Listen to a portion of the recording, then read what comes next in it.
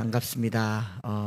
사도행전 21번째 말씀을 전하게 되는데, 지난주에 살펴본 사도행전 12장 기억나시겠죠? 흉년이 들어서 핍절한 가운데 하나님의 말씀이 더 흥왕하여 더해졌다는 이 결론의 말씀을 가지고, 흉년과 흉년 사이에 바울과 바나바가 전했던 그 부조의 일은 물질의 필요가 아니라 영적인 풍요로움이었다, 이런 표현을 썼던 기억이 나실 겁니다. 먹을 것이 없는 흉년의 핍절함 속에서도 하나님의 말씀은 생명력 있게 자라는 모습으로 묘사됐죠.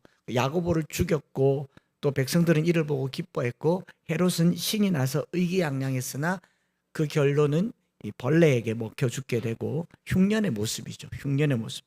베드로가 감옥에 갇혔고 날이 새면 처형당하게 되는데, 그 밤에 천사가 옆구리를 쳐서 깨워서 일으켜서 길거리로 이끌어 날 때까지 깊은 잠에 빠졌습니다. 사약에 탈진한 건지 잠이 많은 건지 모르겠지만 또 이 또한 영적인 기근의 한 모습이 아닐까 싶습니다. 그런가 하면 이를 위해서 간절히 기도하는 성도들은 마가의 다락방에서 이미 성령 충만의 체험을 했고, 안진뱅이가 걷는 것도 봤고 죽은 자가 살아나는 것도 봤습니다. 기도하면 능력이 나타난다는 것을 알았음에도 불구하고 베드로가 살아 돌아왔다라는 말이 귀에 들리지 않습니다. 로데더러 네가 미쳤다, 아니면 베드로의 천사다, 기도를 하는데 응답을 믿지 않는 이것 또한 어떤 영적인 기근의 모습이 아니고 무엇이겠습니까? 백성의 환호와 찬사 속에서 만족 못하는 이 헤롯이라고 하는 왕의 인정 욕구가 기근으로 표현되고 있고, 왕성하게 사역했지만 죽음을 코앞에 두고도 깨어있지 못하는 베드로가 기근으로 묘사되고 있고, 그리고 밤새 기도하고 간절한 기도 속에 불신앙이라고 하는 것이 되겠나 하는 마음이 영적인 기근으로 작용되고 있다라는 생각을 하게 되죠. 그런 흉년의 때에 하나님의 말씀은 여전히 흥왕하였다라고 얘기합니다. 오늘 우리가 부흥 또 흥왕이라고 얘기하는 것은 물질이 아니고 내 지위나 권력이나 내 이 상황이 아니라 하나님의 말씀이라는 겁니다. 사도행전에는 흥왕이라는 표현과 관련해서 다 하나님의 말씀을 붙입니다. 6장 7절에 하나님의 말씀이 점점 왕성하여, 같은 표현이거든요. 예루살렘에 있는 제자의 수가 더 심히 많아지고 허다한 제사장의 무리도 이에 복종하니라. 우리가 읽은 12장 24절에도 하나님의 말씀은 흥왕하여 더하더라. 또 19장 20절에도 이와 같이 주의 말씀이 힘이 있어 흥왕하여 세력을 얻으니라. 흉년과 관련된 12장의 이야기는 말씀이 흥왕하여 더하였다라는 결론으로 끝나는 거죠. 오늘 우리의 삶이 뭐가 부족하고 핍절하다 싶으면 그걸 채우려고 하지 마시고 말씀을 채우시기 바랍니다. 내 필요는 채우면 채울수록 더 갖고 싶고요. 물질이라는 게 여러분 어느 정도 있으면 그만 벌어도 되겠다 싶습니까? 주면 막 베풀 것 같지만 얼마나 주면 지금보다 더 베풀 수 있을 것 같아요. 모자란 음식이 남는다 그러잖아요. 모자랄 때 나눠 먹으니까 그 음식이 남잖아요. 근데 풍족한 음식은 나눠 먹지도 못하고 버릴 음식밖에 안 나오지 않습니까? 그러니 우리의 삶의 풍요로움을 추구하지 말고 말씀의 풍요로움을 추구하는 것, 이게 흉년의 때의 메시지다라는 겁니다. 내 안에 주의 말씀이 흥왕하여 세력이 더했다라는 것을 얘기하고 있는 거죠.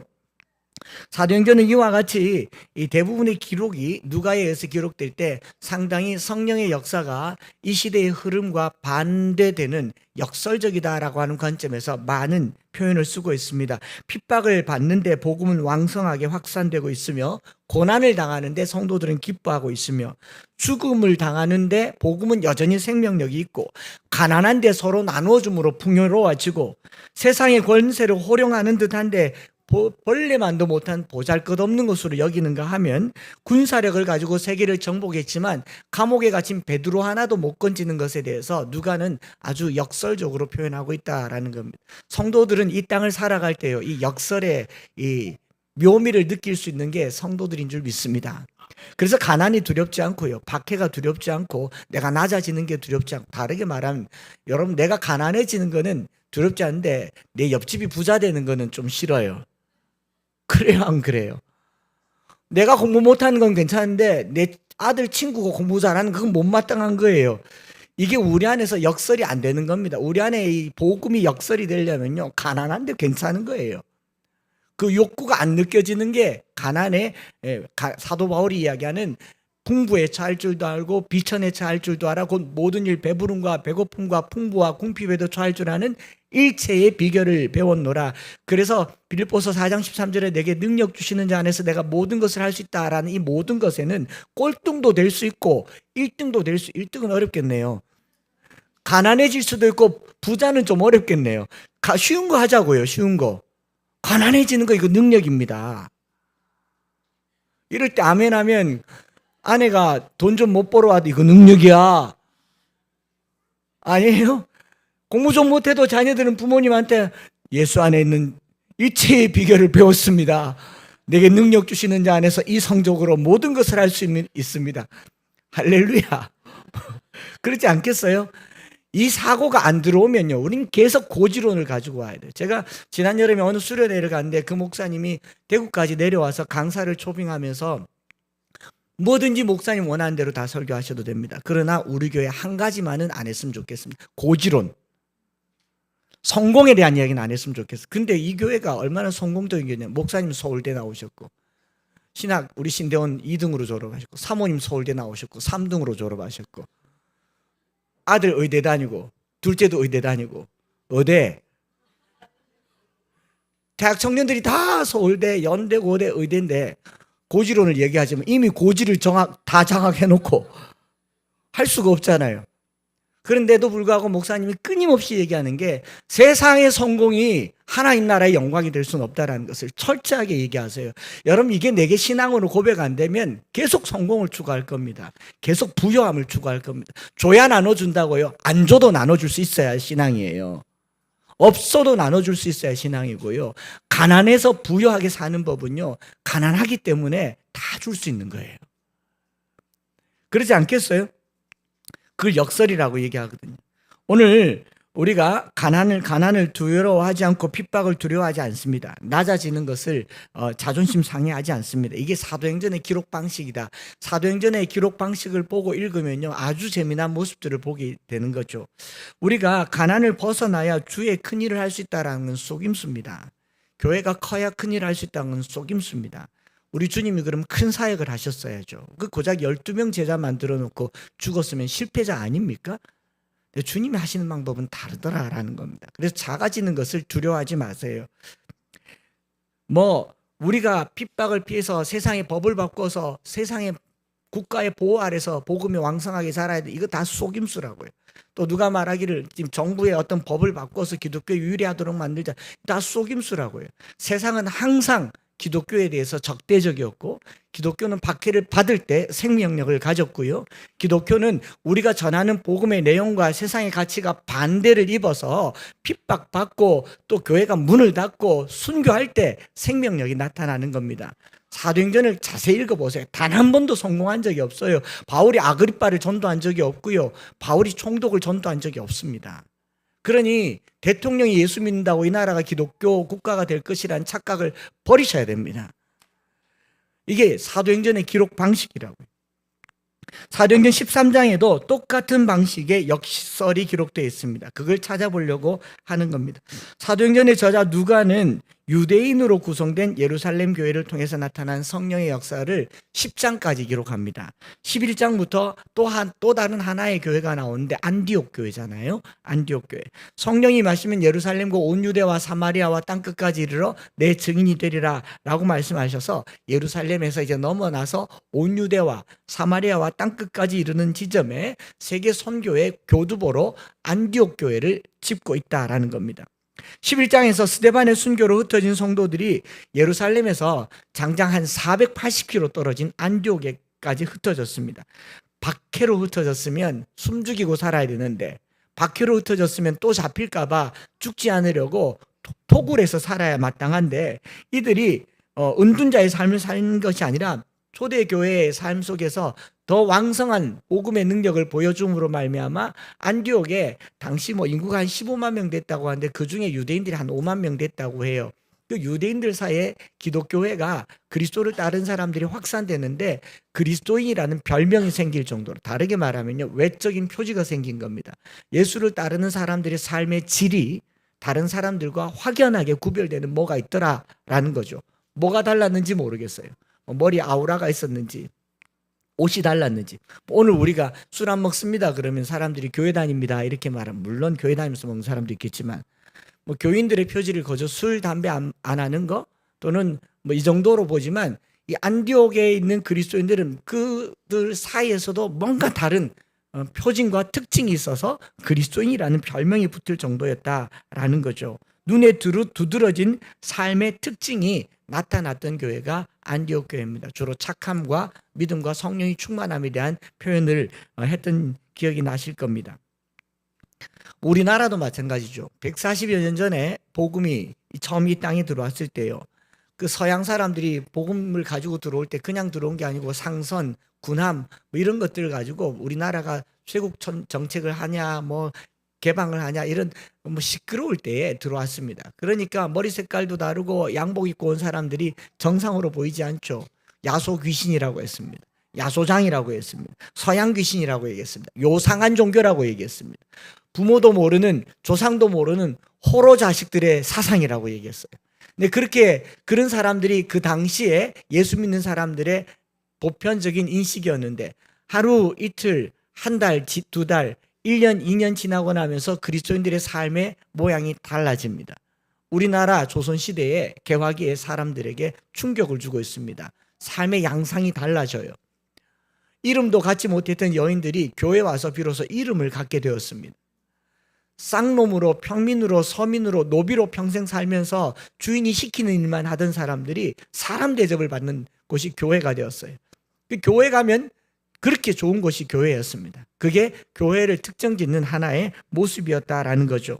안디옥 교회도 적어도 이 정도보다는 훨씬 더 낫지 않았을까 싶은 거죠. 그리스도인이라는 별명이 붙을 만큼 성도의 삶이 안디옥에 있는 다른 사람들에게 특별한 삶의 양식이 되었다라는 말은, 오늘 저와 여러분들이 교회 안에서 성도들 사이에서 인정받는 신앙생활을 할 게 아니라 교회를 떠나서 밖에 나가서 내가 저들과 뭐가 다른지, 정직하고 반듯하고 똑바로다고 해서 좋은 소리 듣기는 어려울 겁니다. 사람이 융통성이 없다 그런 소리 들을 거예요. 그걸 가지고 그리스도인이란 말 듣기는 어려울 겁니다. 자기에게는 철저하지만 남에게는 관대한 사람들 중에 하나가 그리스도인 아닐까요? 자기 삶의 잣대는 철저하게 하지만 타인에게는 너그러운 사람이 그리스도인 아닐까요? 어떤 형태로든지 오늘 이후로 이 문 밖에 나가서 다른 사람들이 날 보고 딱 봐도 그리스도인이네요, 그런 삶의 표징이 있기를 바랍니다. 저는 일단 타고난 은사입니까? 타고난 표정 때문에 딱 봐도 목사라 하더라고요. 이 표정 가지고는 뒷골목이가 열어봐, 이게 안 돼요.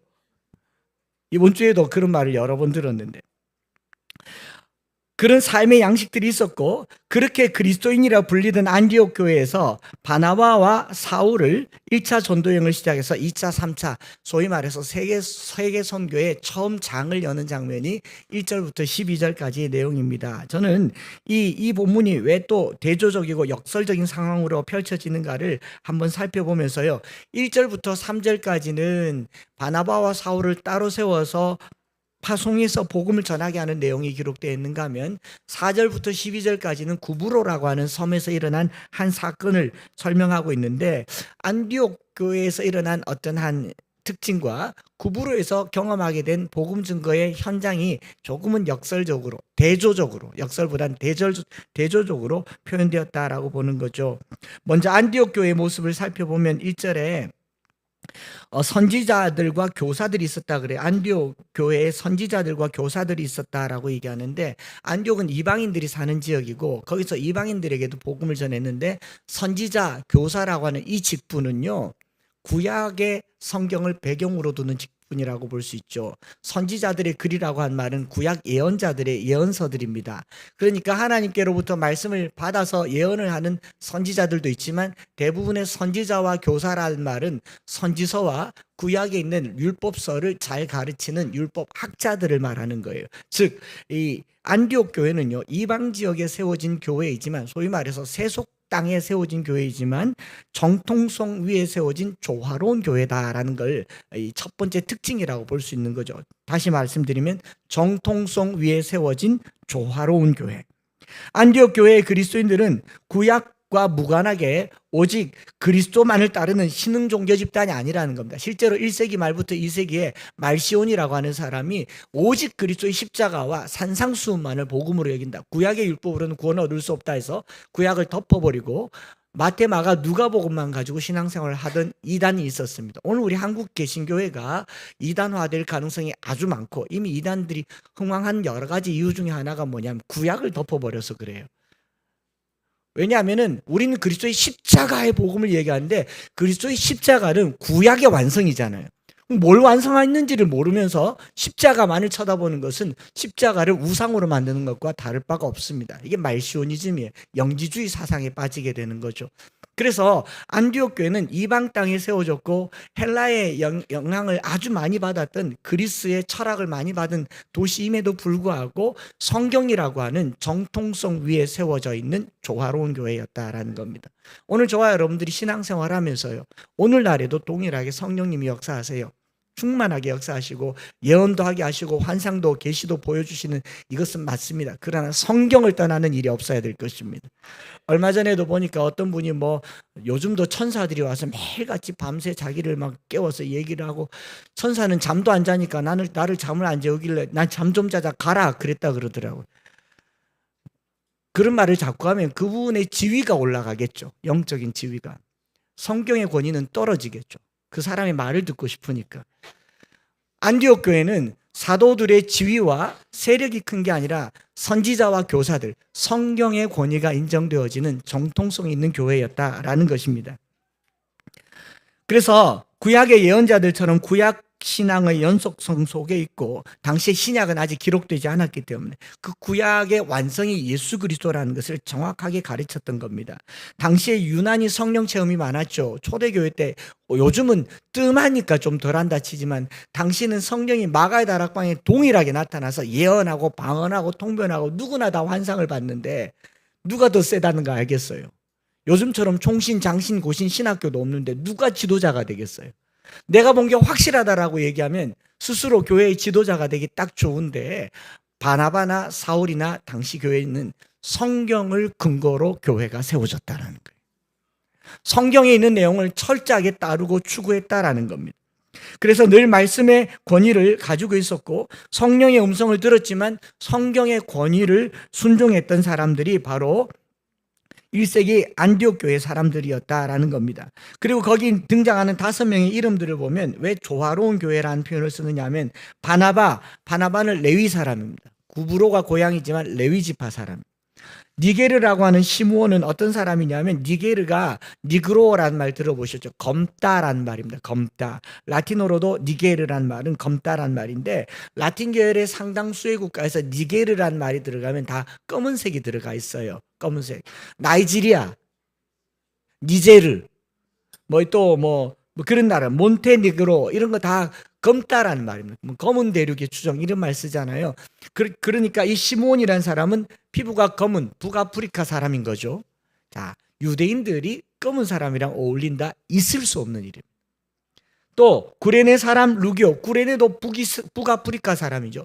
북아프리카에서 온 루기오라고 하는 사람, 또 분봉왕 헤롯의 젖동생 마나엔, 헤롯 왕의 젖동생이란 말은 유아 시절부터 같은 유모로부터 돌봄을 받은 같은 젖을 먹고 자란 이 마나엔, 그러니까 이 분봉왕이니까 그들이 싫어하는 헤롯의 가문 사람이에요. 세상적으로 보면 왕족이지만 유대인들이 봤을 때는 이 나라를 이 로마로부터 허락받아서 통치하는 통치자인 거죠. 다 어울릴 수 없는 직분, 지위, 신분. 바울은 어떤 사람입니까? 바리새인이고 율법학자고 아주 투철한 어떻게 보면 바리새적인 사람, 율법적인 삶을 살았던 사람이잖아요. 근데 이 사람들이 신분으로도 신앙으로도 전혀 어울릴 것 같지 않은 5사람을 특정해서 이렇게 기록하고 있는 것은 이유가 있겠죠. 어울릴 것 같지 않은 이 5명의 사람이 선지자와 교사로 안디옥 교회를 섬겼고 이 안디옥 교회가 주변 사람들로 하여금 그리스도인이라는 호칭을 받게 되었다라는 것, 굉장히 조화롭다라는 걸 보여주고 있는 거죠. 에베소 2장 13절에 이제는 전에 멀리 있던 너희가 그리스도 예수 안에서 그리스도의 피로 가까워졌느니라. 오늘날 교회는 그리스도 안에서 하나됨과 조화로움을 추구하는 것이 교회의 특징 중에 하나여야 할 겁니다. 오늘 우리 기독교회가 개독교 소리 듣는 여러 가지 이유는 지도자들의 잘못도 잘못이지만 교회가 내도록 싸워요. 싸우는 그 중심에는 이권 다툼이 있고 뭐 부동산 다툼이 있고 재산권 다툼이 있습니다. 교회를 분립할 때 여러분 제가 뭐 이것도 강단에서 얘기했다고 목사님이 그랬잖아요. 그러지 마세요. 좀. 교인이 나눠지니까 교인 하나당 권리금조로 뭐 350만 원 계산해 가지고 이렇게 떼간답니다. 이런 싸움을 하니 우리가 기독교 소리 듣고도 남죠. 우리의 특징이 그리스도 안에 하나됨이라고 하는 것을 잊지 마시길 바랍니다. 에베소 2장 19절에 그러므로 이제부터 너희는 외인도 아니요 나그네도 아니요 오직 성도들과 동일한 시민이요 하나님의 권속이라. 그러니까 니제르 그 니그로 흑인이든지 아프리카 사람이든지 이방이든지 뭐 왕의 자녀이든지 또 바리새인이든지 레위인이든지 그리스도 안에 동일한 하나님의 시민이요 권속이다라는 겁니다. 복음은요 다름을 넘어서 조화를 이루는 게 복음입니다. 오늘 우리네 교회가요 굉장히 배타적이에요. 신앙의 색깔만 달라도 남 취급합니다. 쉽게 이단이 돼요. 기도만 여기 누가 와가지고 좀 방언으로 기도하면 이게 못 견딜걸요. 앞으로 그런 사람들 좀 더 들어앉혀 놓을까 싶습니다. 안 그렇겠어요? 누가 좀 크게 대답하면 그 못 견디는 사람 없지만 마음속에 왜 저래? 제가 딴 교회 가서 그럼 다 아멘해요. 우리 교회만 아멘 안 하지. 내가 이 교회 목사가 맞나? 하지 마요. 그런다고 또 해요. 중요한 건 뭐냐면요. 이 다름이 불편하지 않다는 거예요. 복음 안에 있는데 성경 안에 있는데 다른데 불편하지 않아요. 그걸 뭐라고 하냐면 조화라고 얘기하잖아요. 뭐 누가 말하기를 unity in diversity라는 말을 쓰는데 하나님 여러분 유니티는요 세상 속에서가 아니고 하나님과 하나 되세요. 하나님과는 하나 되시고 세상 사람들과는 조화로우세요. 아니 세상 사람들과 조화롭다는 말은 좀 어색하네. 그리스도인들과는 조화로우셔요. 높은 도와 낮은 도가 만나도 조화로운 그런 음악적인 삶을 사시기 바랍니다. 그래서 하나님과 하나 되고 성도와 조화되는 교회가 조화로운 교회가 안디옥 교회다 이렇게 생각을 하는 겁니다. 그래서 조금 전에 영어로도 봤지만 우리가 unity in diversity 다양성 속의 통일성이라고 얘기하는데 기독교는 이런 통일을 추구하지 않아요. 지난 오랜 세월 동안 이 유니티를 추구하려고 할렐루야 아멘을 한 겁니다. 할렐루야 할렐루야. 그리고 옷을 다 똑같은 거 입은 거예요. 저 어느 거 가면은 빨간 거 입고 전부 다 유니폼 입고요. 우리가 하나라는 거죠. 수련회 가보세요. 다 똑같은 옷 입죠. 그런데 그리스도 안에서의 조화로움은 harmony in diversity입니다. 우리가 서로 다름이 안 불편해야 돼요. 너와 내가 다르니까 그래서 우리가 하나가 아닌가라는 생각을 하는 거죠. 막힌 담을 허신 분이 예수님이라고 해서 둘이 똑같아지진 않아요. 교회를 그냥 여기 안에 미국이라고 하는 사회가 다문화를 수용하면서 크게 한번 실수를 했던 게 멜팅 포트라고 하는 문화 이론을 가지고 왔어요. 여기 안에 다 녹여가지고 새로운 문화를 만들자고 했는데 그게 녹아집니까? 흑인들이 와서 백인들처럼 살아라 그러고 다 섞여서 살아라 그러는데 그 자체의 인권을 주장하지 않아서 생긴 게 지난 수백 년의 역사 아닙니까? 다른데 다름이 불편하지 않는 거 이게 안디옥 교회의 특징이었습니다. 흑인인데 불편하지 않은 유대인들에게서 흑인들뿐만 아니라 이방인 자체를 싫어해요. 지금도 이스라엘 가보면 저와 여러분들은 그들에게 이방인이잖아요. 동전 거스름돈 손에 안 쥐어줍니다. 땅에 던져주지. 이 손 닿는 것도 싫어하는 사람들이에요. 그런데 안디옥 교회는 2000년 전에 이미 조화로움을 추구했다라는 게 이 교회의 모습인 거죠. 다른 환경, 배경, 신분의 사람들이 선지자와 교사의 직분을 감당하면서 하나님의 말씀을 가르치고 있는 겁니다. 누가니 5사람을 소개하면서 뭘 말하려고 하겠습니까? 여러분 예수 믿는 데는 조건이 없습니다. 예수 믿는 데는 자격이 없어요. 예수 믿는 데 무슨 외모가 필요합니까? 예수 믿는 데 무슨 어떤 조건이 필요하겠습니까? 그가 누구든지 간에 어떤 사람이라도 그리스도 안에서 조화를 이룰 수 있는 그런 교회, 우리 교회가 되었으면 좋겠습니다. 또 새 가족들이 좀 있고 하니까 누군가 봐요. 그리고 와서도 새 가족들이 저는 신천지 아닙니다라는 표를 계속 내야 돼요. 왜냐면 계속 살펴보니까 이단이 우리에게 준 상처가 그러잖아요. 의심하게 만들지 않습니까? 물론 잘 면밀히 판단을 해야 하지만 저와 여러분들이 서로를 바라볼 때요, 그리스도 안에 조화를 만들어가는 것을 통일하려고 하지 마세요. 내가 이렇게 살았으니 너도 이렇게 살아라. 이건 폭력이에요. 부모도 자녀들에게 내가 이렇게 살았으니 너를 이렇게 살아라. 이건 폭력이라고요. 자유를 주지만 조화로운 것이 그리스도 안에서의 하모니인 줄 믿습니다. 그래서 그 배경으로 11장과 12장의 베드로의 환상을 통해서 먹으라 하지 않습니까? 먹으라. 오늘 밤에 하나님의 환상 가운데 여러분들에게 맥주를 내려보내시면 할렐루야 하고 먹겠죠. 저는 이전부터 이런 걸 먹어왔습니다 하면서 먹겠죠. 또 어떤 사람들은 주님 그럴 수는 없습니다 라고 말하겠죠. 그런데 하나님 안에서 어느 부분까지 가한지를 서로 보고 타인이 거기서 못 벗어난다고 해서 정죄해서도 안 될 일이고, 또 내가 그걸 하지 않는다고 해서 내를 거룩하게 여기서도 안 돼. 저는 태어나서 술을 한 번도 마셔본 적이 없어요. 저는 주의를 한 번도 어겨본 적이 없습니다. 그게 우리를 천국에 이르게 하지 않습니다. 우리가 구원받는 것은 전적인 하나님의 은혜입니다.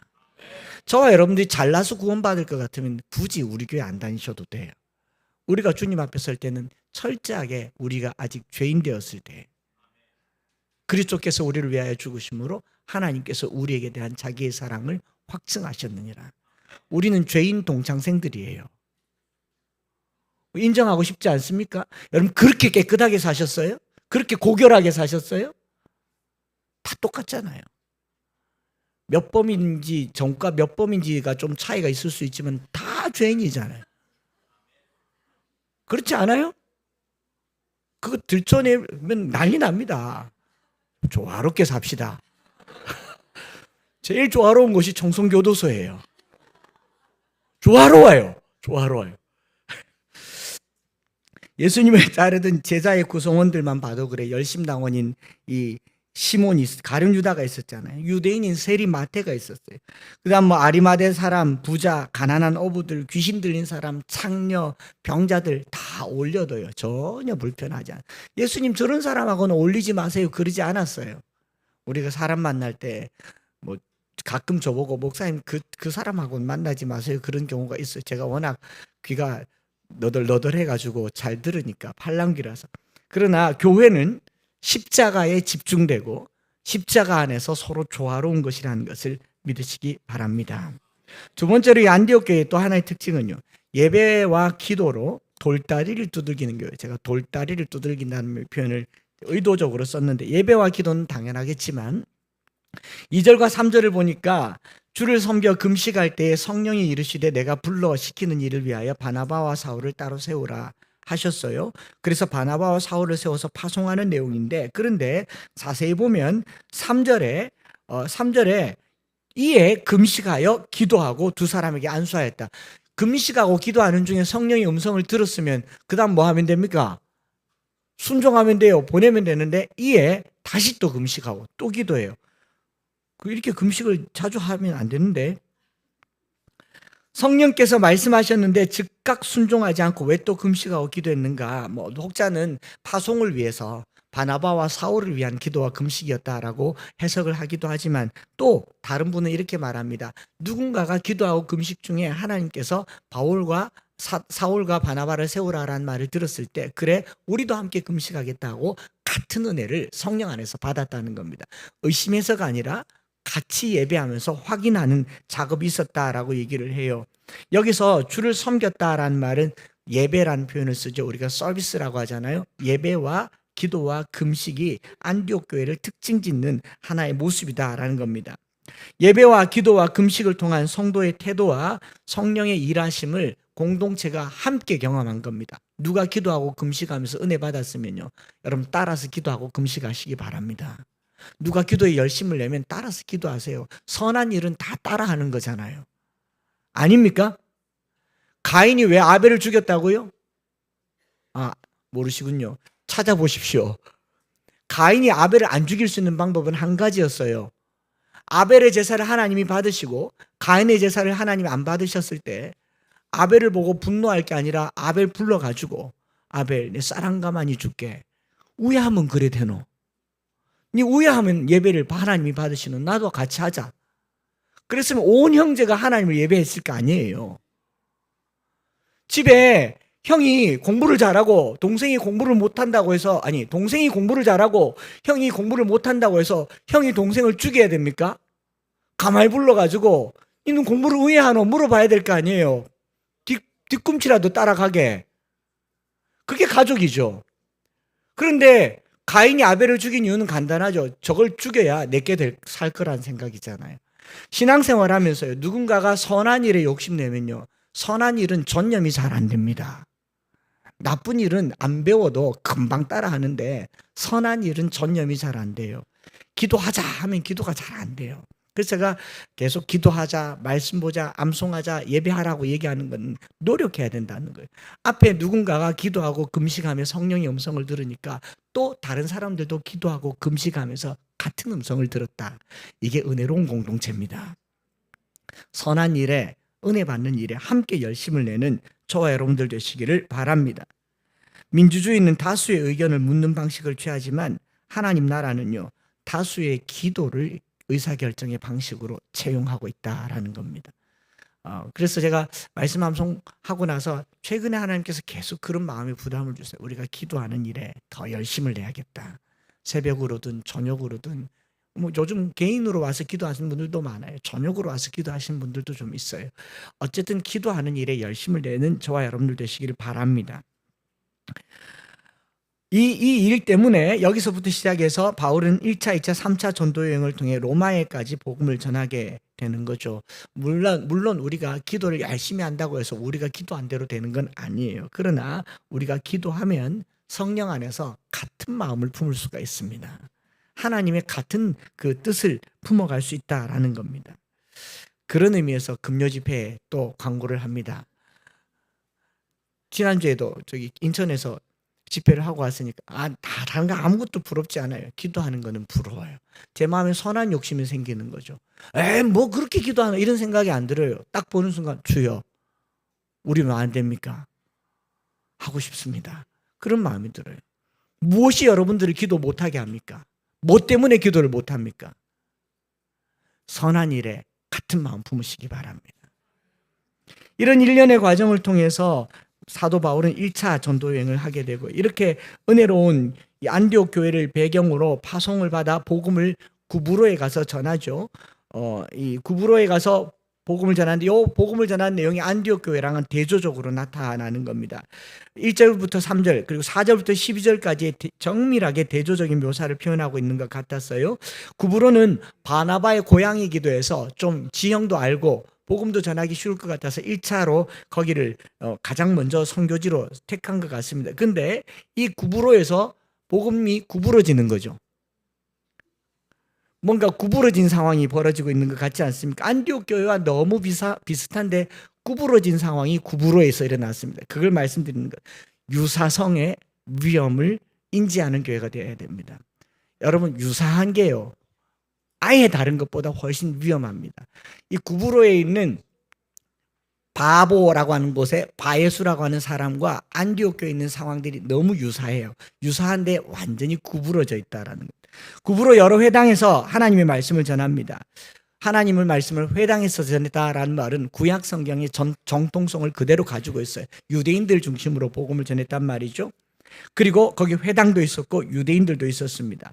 그런데 거기 회당에 유대인이 있는데 이 유대인을 뭐라고 얘기하냐면 거짓 선지자라고 얘기합니다. 선지자가 있는데 거짓 선지자. 안디옥에는 선지자와 교사라고 얘기하죠. 구브로에는 거짓 선지자라고 얘기합니다. 여러분, 이거는 말도 안 되는 이야기지만 더 나아가서 거짓 선지자가 하는 일이 뭐냐면 마술사라고 얘기합니다. 마술사. 아니, 여기서 마술은 그냥 이런 트릭이 아니에요. 주술을 이야기하는 겁니다. 주술. 나한테 마술을 해달라고 얘기하지 마. 주술을 얘기하는데 분명히 성경이 금하고 있고요. 유대인이면 당연히 안 해야 될 건데 이 유대인인데 거짓 선지자인데 마술을 행하고 있다. 이 아이러니 아닙니까? 안디옥 교회는 이방 땅에 세워진 교회인데 선지자와 교사가 말씀에 서 있는데, 구브로에는요 유대인의 회당에서 유대인이 가짜 선지자고 그리고 마술을 하고 있다라는 게 대조적으로 나타나는 거죠. 안디옥의 구성원들은 왕족, 유대인, 유색인, 레위인, 바리새인 등 다채로운데 기도와 금식으로 조화로운데, 여기 구브로는요 이 바예수라고 하는 사람이 유대인인데 거짓 선지자고 마술사입니다. 그런데 이거 누구랑 함께 있느냐 하면 총독 서기오 바울과 바예수가 함께 있다. 여기도 다양한 종족이 함께 있어요. 권세자와 선지자가 함께 있습니다. 함께 있는데 조화가 이상한 방향으로 되어가 있는 것이 보이지 않습니까? 다양한 종족이 있는데 자기의 필요를 따라 존재하고 있는, 이 자기 실리를 추구하고 있는 사람이죠. 여기에 서기오 바울이라는 사람이 지혜로운 사람이다, 지혜 있는 사람이다 라고 말하는데, 이거 긍정적인 표현 아니고요 부정적인 표현입니다. 1세기 당시에 지혜라고 하는 게 기독교 세계에서나 그 당시 세계에서나 굉장히 중요한 아이템입니다. 덕성이에요.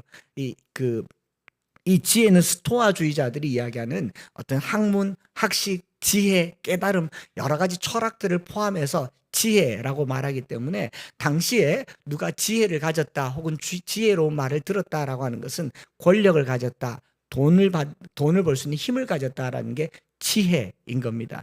요즘으로 치면 고학력 혹은 고급 자격증, 의대 이런 걸 지혜라고 얘기해요. 그러니까 이 서기오 바울은 지혜 있는 자다라는 말은 사도 바울에게 뭔가를 더 배워서 내 삶을 키우고자 하는 지적 욕구지 믿음을 가지려고 하는 사람이 아니었습니다. 그런데 여기 바예수라고 하는 가짜 선지자 마술사는요, 이 바울이 바나바와 사울을 부르는 걸 보고 싫은 거예요. 싫어서 그를 방해하는 겁니다. 자, 여기 지혜, 삶을 추구하는 서기오 바울요, 삶이 사람에게 좋은 이 영향을 줍니다. 유익을 줘요. 근본적으로 삶이 우리에게 유익하긴 합니다. 그러나 사람을 본질적으로 바꾸는 것은 삶은 아닙니다. 고대 사회에서 삶은 부와 권력을 주는 수단이었습니다. 지금도 마찬가지죠. 여러분 공부 왜 합니까? 예전에 우리 존경하는 목사님들은 벌어서 남 주자, 공부해서 남 좋은 일 하자 하지만 나 좋으려고 해요? 남 좋으려고 해요? 나 좋으려고 하죠. 의대 왜 갑니까? 병 고치려고요? 돈 벌려고 갑니까? 병 고치려고 가는데 왜 성형외과 의사를 그렇게 지원을 하세요? 온갖 병이 얼굴에 다 있습니까? 인류의 질병은 얼굴이다. 질병 퇴치를 위해서 성형외과를 가자. 이거 아니잖아요. 오늘 우리가 추구하는 삶이라고 하는 게 다 돈과 관련돼 있지 않습니까? 이 서기오 바울이 추구하는 것과 다를 게 하나도 없어요. 하지 말란 말이 아니에요. 필요 이상으로 그걸 추구하고 있다는 거죠. 바예수라고 하는 이 마술사는 유대인이고 거짓 선지자인데 뭘 말해요? 총독이 예수 믿을까 봐 사울을 대적합니다. 안디스테미라는 말, 안티가 되었단 말이에요. 작정하고 안티가 됐어요. 그냥 미운 겁니다. 미웠고 총독으로 믿지 못하게 힘썼다. 제테오라는 말을 씁니다.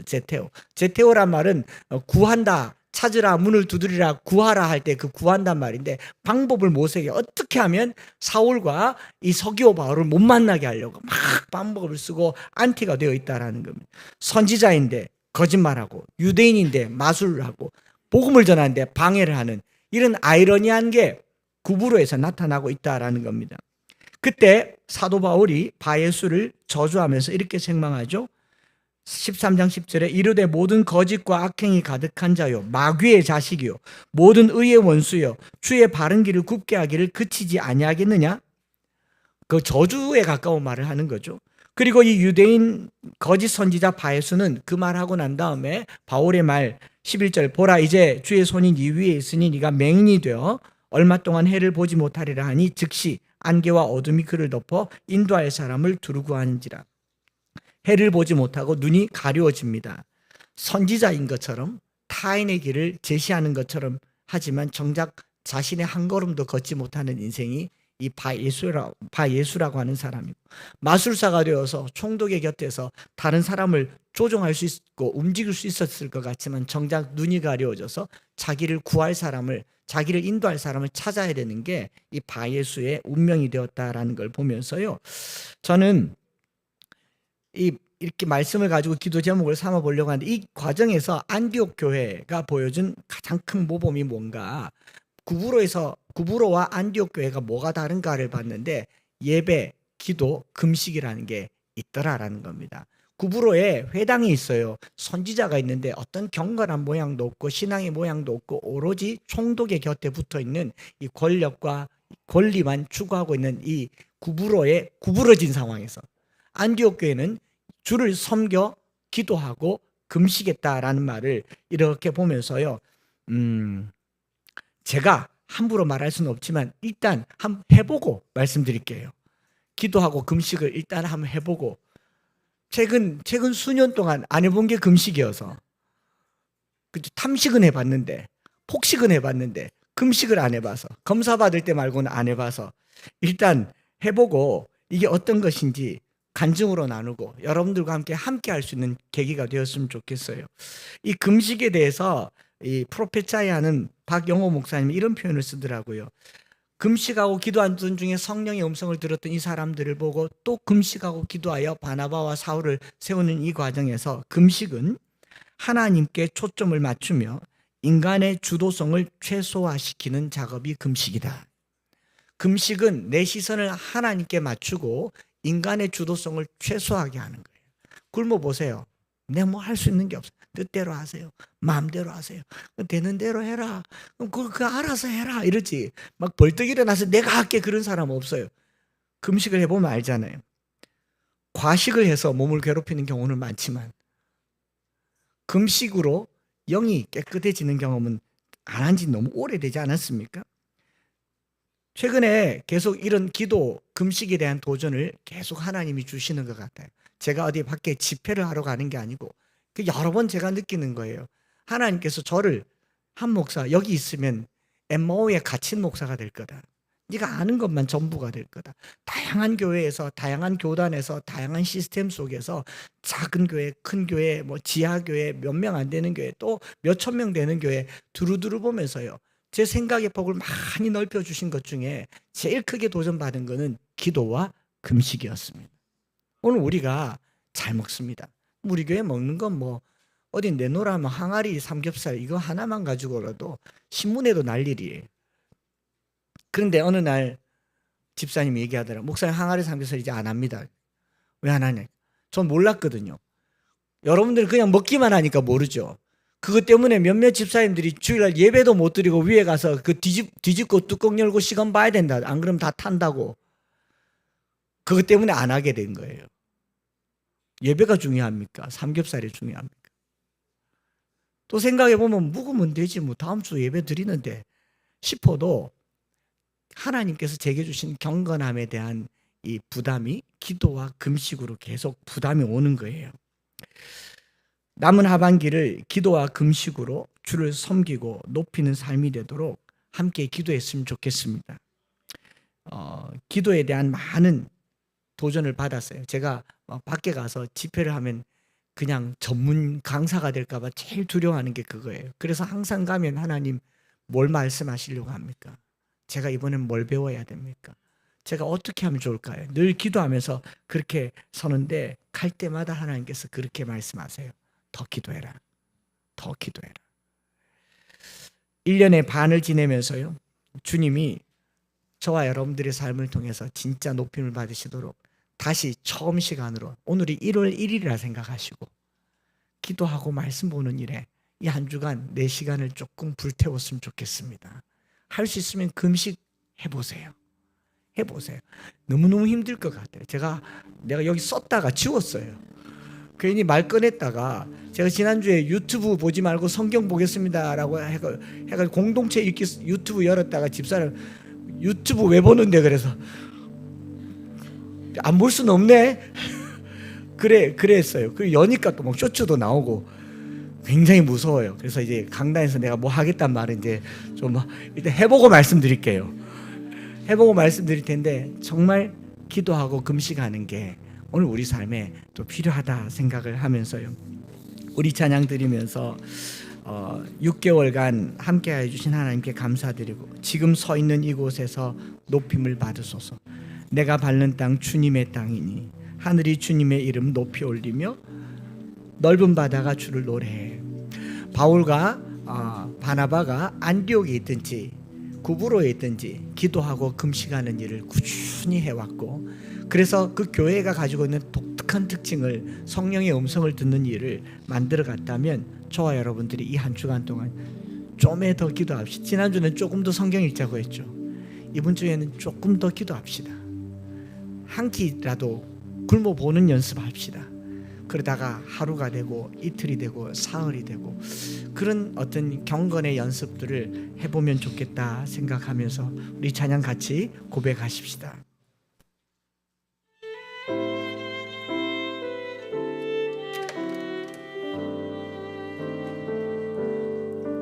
지금 서 있는 이곳에서 높임을 받으소서. 내가 밟는 땅 주님의 땅이니 하늘이 주의 이름 높이 올리며 넓은 바다가 주를 노래. 지금 서 있는 이곳에서 높임을 받으소서. 내가 밟는 땅 주님의 땅인 하늘이 주의 이름 높이 올리며 하늘이 주의 이름 높이 올리며 넓은 바다가 주를 노래해. 모든 마음을 주를 경배해. 모든 입술 주를 찬양해. 천지를 만드신 만물의 통치자 높임을 받으소서. 내 평생에 주의 이름 높이 어느 곳에서든지 주님을 예배하리라. 내가 밟는 모든 땅 아버지의 영광이 선포되야 하리. 찬양하며 주님을 예배할 때 하늘 가득한 주의 영광 보리라. 나를 통하여 나의 입술 인하여 주의 이름 높임을 받으소서. 지난 6개월을 지내고 새로운 6개월을 달려갈 때 바울의 고백처럼 내가 이미 얻었다 함도 아니요 온전히 이루었다 함도 아니라 오직 내가 그리스도 예수께 잡힌 바 된 그것을 잡으려고 달려가노라. 아직 내가 잡은 줄로 여기지 아니하고 뒤에 있는 것은 잊어버리고 앞에 것을 잡으려고 표대를 향하여 그리스도 예수 안에서 부름의 상을 위하여 달려가노라. 모든 만물 주를 찬양해. 모든 만물 주를 경배해. 모든 입술 주를 찬양해. 천지를 만드신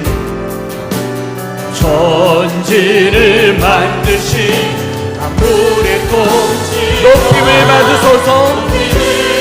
위에서 부른 부름의 상을 위하여 달려가겠습니다. 내 평생에 주의 이름 높이며 어느 곳에서든지 주님을 예배하리라. 내가 밟는 모든 땅 아버지의 영광이 선포되야. 찬양하며 주님을 예배할 때 하늘 가득한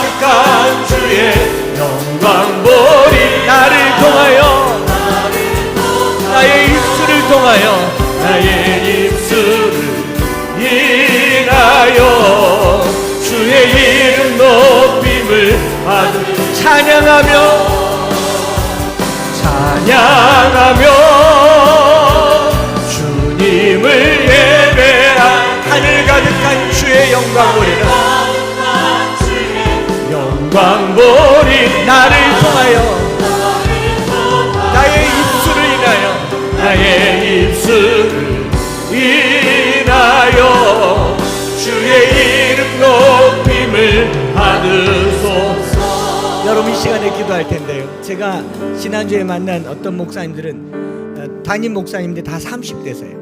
20대 때부터 한 분 목사님에게 훈련 받았는데 제가 너무 궁금했어요. 왜냐하면 성도들이 그렇게 뜨겁고 기도하고 노숙자들 섬기고 자기 삶을 내어놓고 저기 더운데 길거리에 가서 주차 봉사하는 그 청년들이며 삶을 보면 도대체 뭐 했냐 궁금하지 않을 수가 없어요. 어떤 훈련을 받았냐. 20대 때부터 매일같이 산기도 훈련을 받았대. 그리고 뭐 주의 종이 되겠다고 해서 갔는데 계속 설거지 시키고 청소시키고 저 이거 하러 왔는 거 아닌데요 라고 말하니까 그럼 가라고. 주님이 이런 거 하셨다고. 너 내게 성경 공부하러 올 거면 가라고. 주님 설거지하러 오셨다고.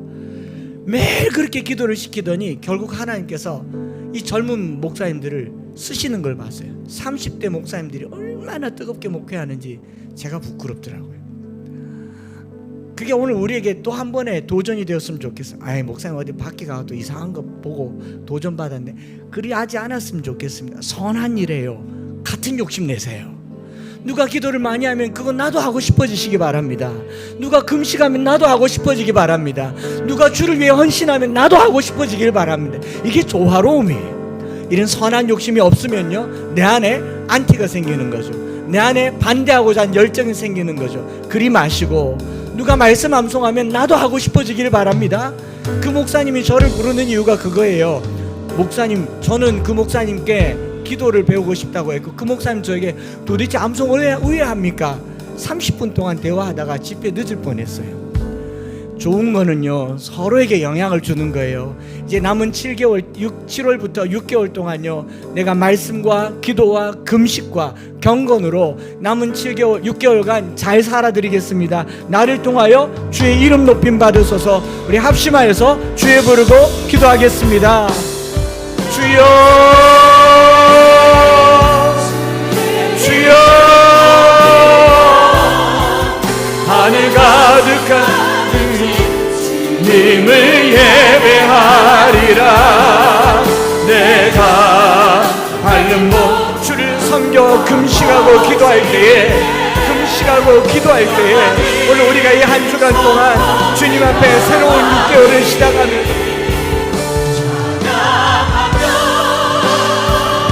신앙의 다짐을 하기를 원합니다. 새해를 시작할 때 다졌던 그 다짐들이 오늘 새로워지기를 원합니다. 내 평생에 주님을 노래하며 찬양하며 나를 통하여 영광 받으신 하나님, 이 6개월 동안 기도하고 말씀 보고 찬양하고 금식하며 내 삶에 주님의 음성을 듣는 우리의 삶이 될 수 있도록 도와주시옵소서. 주여 내 평생에 오늘 우리의 삶의 6개월을 주님께 올려드립니다. 더 깊은 기도와 더 뜨거운 기도와 말씀으로 우리의 삶을 만들어가게 하여 주시고 아버지 하나님 금식도 하게 하시고 철야도 하게 하시고 주님 앞에 기도하는 시간이 우리에게 뜨거움이 될 수 있도록 주님 도와주시옵소서. 우리를 통하여 영광 받으신 하나님, 안디옥에 있든 구부로 있든지 주의 도를 전하는 주의 바른 도를 굽게 하는 자들이 아니라 바르게 하는 자들이 될 수 있도록 축복하여 주시옵소서. 하늘 가득한 주의 영광 보리라. 나를 통하여 인하여 주의 이름 높임을 하나님 아버지, 지난 6개월을 함께 하시고 이곳에까지 이르게 하신 하나님께 감사드립니다. 이제 새로운 6개월을 시작하면서 마음의 다짐을 가져봅니다.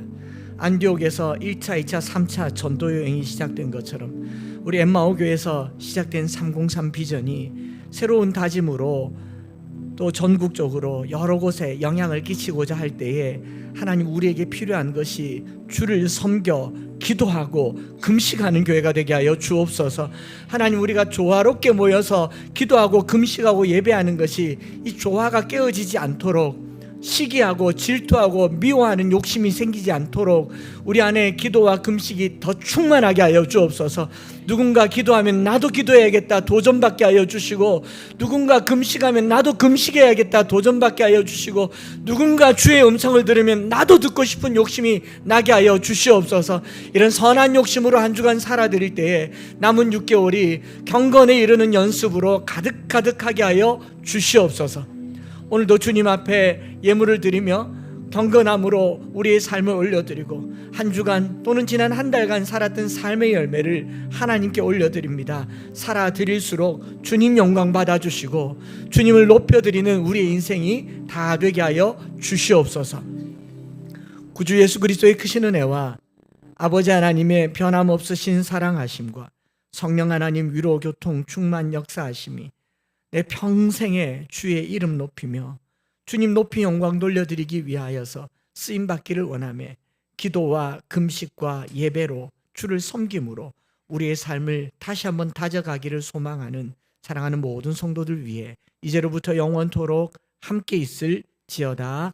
아멘.